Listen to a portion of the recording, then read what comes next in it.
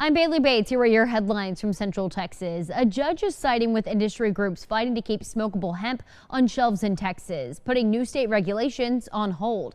6 News reporter Sydney Walker breaks down the legal battle and how a local business is navigating the uncertainty.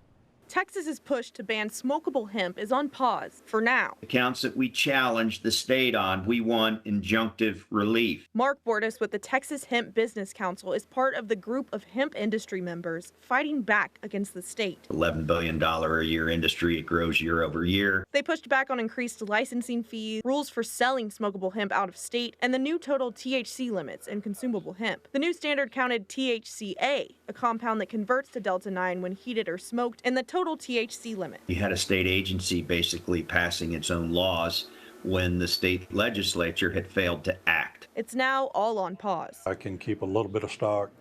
Don't want to overbuy and give them the variety that I usually have.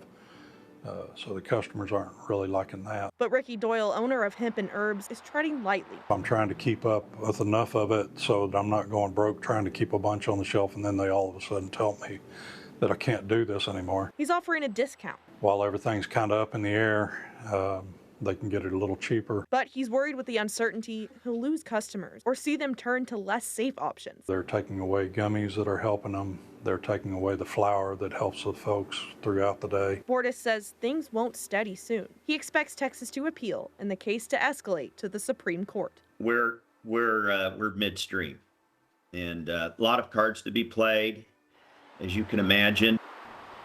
The injunction remains in effect until July 27th, but as we've seen, things could change. Meantime, Bell County leaders are now wading into the fight over the proposed Bell County East Big Hill transmission line project. They're now pushing for 2 major changes to the decision-making process.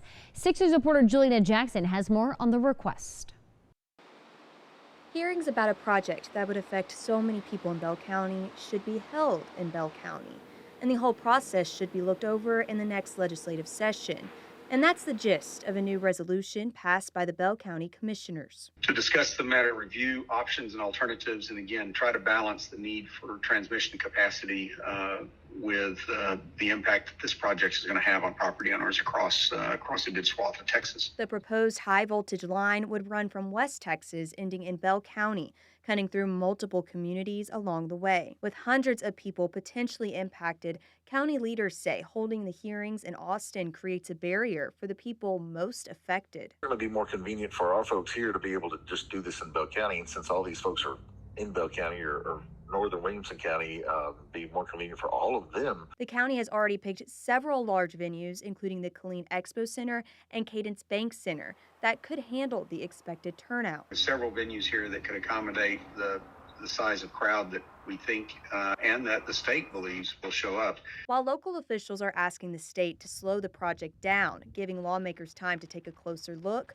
multiple route options are still on the table, leaving many property owners uncertain about the future of their land. The proposed options cover a large swath of Bell County, which means it covers a lot of property owners. There are just a lot of people who have the potential of a line going across their property.